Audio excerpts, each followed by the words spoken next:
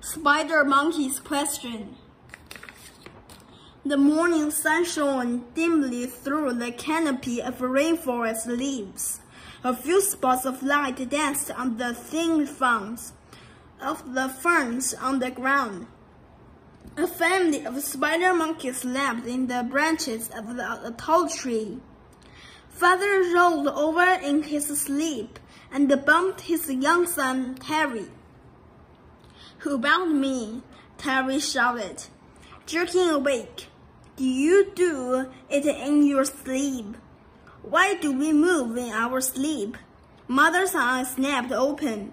Another day of questions had begun, and no one had even had breakfast yet.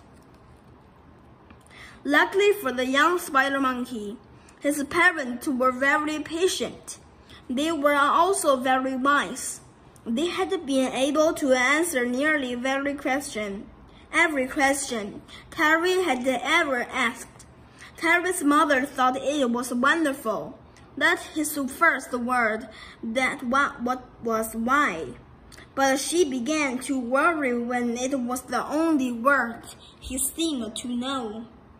Terry asked questions about the landscape as the family swung through the trees. Why is the sky blue? Why are the hills high? He asked about the other animals' lives while when they went to visit friends. Why does jaguar have spots?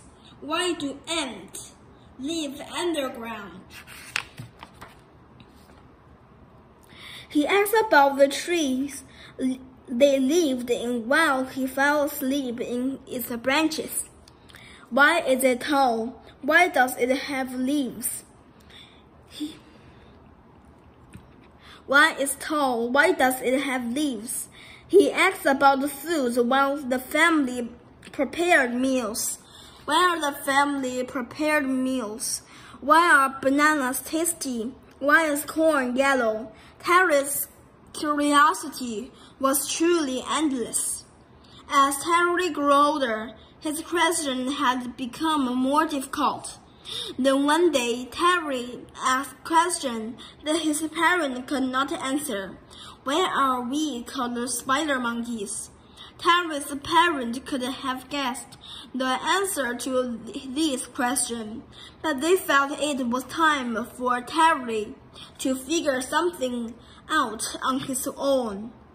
They tried to explain why they could not answer Terry's simple question.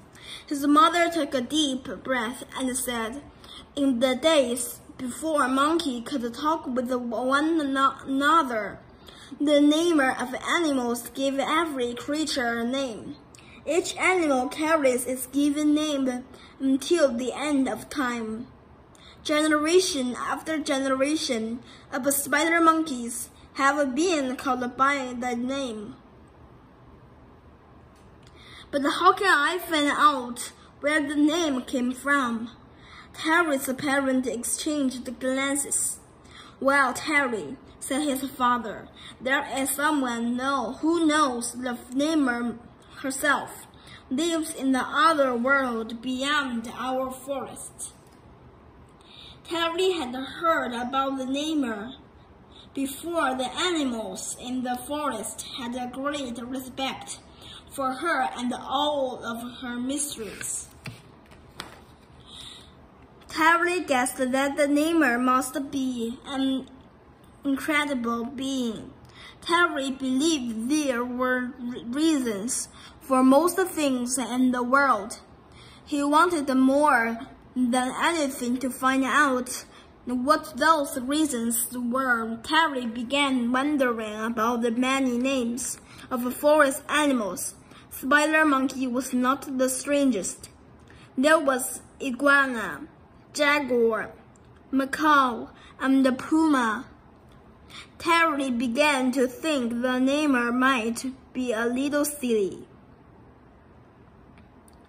Terry went to find his friend Balaam, iguana. She was always up for a good adventure. Sometimes she and Terry could figure things out without asking their parents. Balaam was very excited by the question of where names came from. Her parents could only guess where the word iguana came from. Terry and Balaam decided to find the namer in the other world and ask her where she had gotten their names. This was no small journey for a spider monkey and the iguana, but the reward seemed well worth the trek. After asking their parents' permission, they were off to the other world to get to the bottom of their curiosity. Terry swung himself through the trees, carrying Balaam on his back. After all, iguanas are not known to be fast on their feet. After swinging his arms for what seemed like days, Terry reached the edge of the trees, and Balaam stepped off his back. They could not believe their eyes. Neither had ever been outside the forest, and neither of them had even begun to wonder about the world beyond. A whole new series of questions drummed in Terry's head.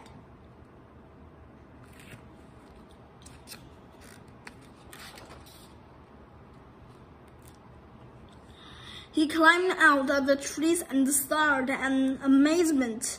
There was space here where no trees grew. The sky was huge, bigger than anything. Little green spikes covered the earth. The friends were silent until their eyes settled on a strange object before them. It was the home of the namer. The object was smaller than many of the trees in the forest, and it was much less impressive. Terry and Balaam went to the base of the object. It looked like a lot of branches were stuck together. Terry had seen things like this in the middle of the forest. They were left over from some long ago creatures. Just then, part of the object swung open. The giant monkey with no fur, except on her head, emerged. Terry's question flew at the creature from the hut. "What that you are wearing? How are you? Do you name me? Why am I called a spider monkey? Why is Balaam called an iguana? There are things named the puma and the jaguar." "Slowly, spider monkey," said the namer. "First of all, you are called spider monkey because the way you climb reminds me of a spider." "Oh," said Terry, "that makes sense. But what about a monkey?" "Monkey is a name for many kinds of creatures that resemble you," the namer said. "Oh my!" Suddenly, the namer got a strange look on her face. She herself did not really know why things were called. What they were, it sounded right. She finally replied, "That's it. It sounded right. Yes, you look like a monkey to me, and you, Balaam, look like an iguana. My favorite name in this rainforest is Sloth. I named him with a sneeze. I was allergic to him. The cuckoo name herself became because of a sound she made. And sometimes I just try to think of a word that sound fun or make me laugh. You see, when I was young, I began to name animals. I used name to separate one creature from another. But whatever name I chose, I was careful to stay true to each creature.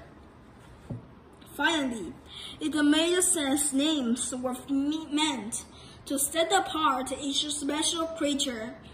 They were just like the names that Terry and Balaam were given special by their parents, especially by their parents. Terry and Balaam had reached their goal, while their names did not turn out to be as mysterious as they had thought.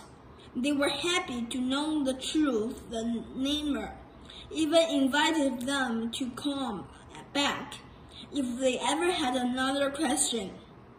Terry's parents welcomed him home. This time, they were asking all the questions.